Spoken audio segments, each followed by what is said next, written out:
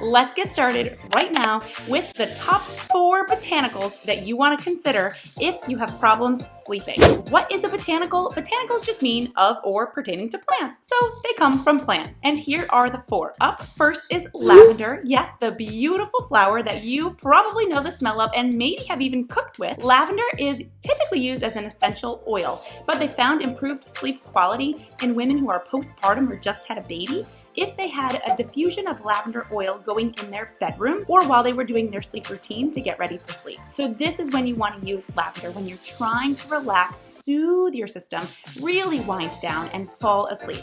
It may be particularly helpful for people who also have anxiety or just restlessness in general. Lavender oil should not be ingested. So this is one that you just want to inhale the smell of, or have the dried flowers in a little sachet maybe next to your bed on your nightstand, something like that. So lavender oil is used in that way, but should not be ingested. The second one is chamomile. Now, there are interestingly Roman chamomile and German chamomile. Some of the studies have only looked at German chamomile. It seems that nobody really knows why chamomile helps you sleep, but it certainly can help you unwind, relax, and get to bed. The best way to have chamomile is in a tea. It's very easy to find. They also make chamomile tinctures and capsules, but a tea is a really easy way to have a nice, soothing bedtime routine. Maybe put your lavender oil diffuser on and then make your chamomile tea and sit down to start your bedtime ritual with some German chamomile that can help you get some better sleep quality and fall asleep. The other 2 botanicals are often combined together or used in combination with chamomile. So the first one up is Valerian Root.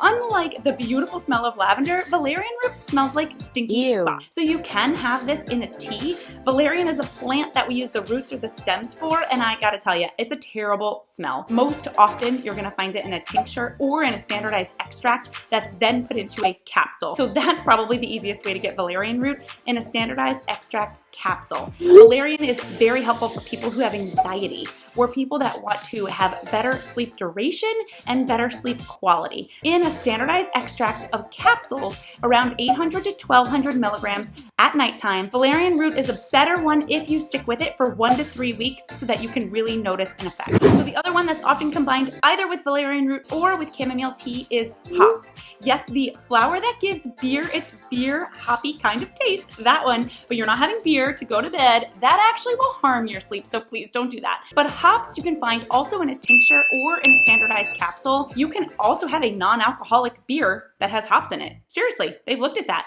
A non-alcoholic beer that has hops, or a tea that has hops, a tincture, or a standardized extract. You have all of these options. Hops has been used for centuries to help people with insomnia or sleep disturbances and sleep disorders. It's often used with valerian and with chamomile, so find hops in a tincture, that's a liquid that you can either put into your chamomile tea, or in a capsule or extract. The capsules are gonna come in a dose of around 300 to 500 milligrams. That's what seems to help with sleep quality. So any of these botanicals you could use together or individually to help you fall asleep and stay asleep and get better quality sleep.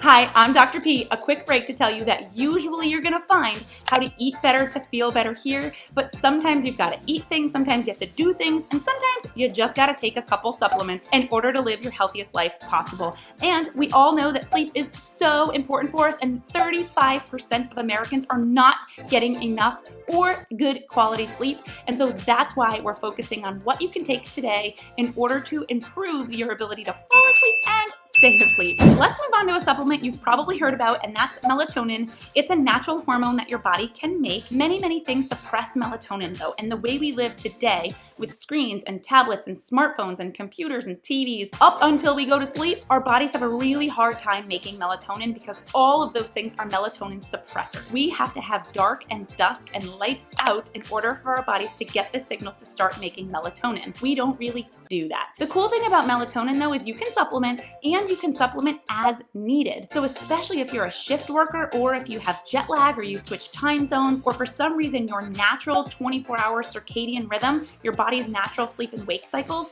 if those get disturbed, you can use melatonin to get you back on track. Most people are taking too much melatonin though. You really want to look for doses at about 0.5 milligrams to 2 milligrams, not much higher than 2 milligrams. If you take too much, it may actually keep you you awake. So melatonin is a great idea to use as needed, or if you're a shift worker who needs to get back on a normal schedule, flip nights and days all the time, you have to do that type of work. Think about melatonin. The other one I already mentioned that would be good for this type of work too is hops. So if your circadian rhythm gets messed up, or you've got to switch time zones, or you have jet lag, think about melatonin and hops used together in order to reset your system and get you back on that normal 24-hour rhythm that all of our bodies love. Last but not least is magnesium. Magnesium is a mineral, and it is particularly helpful for people who have diabetes. Most people with diabetes are actually deficient in magnesium. So if you have diabetes and you have trouble sleeping, think about supplementing with the mineral magnesium. There are plenty of foods that are magnesium rich, and I have gone over those in other videos. Pumpkin seeds are the sneaky one, right? Though you may want to supplement if you need help relaxing and falling asleep. The cool thing about magnesium is it comes in a million different forms. Okay, maybe not a million, like 5.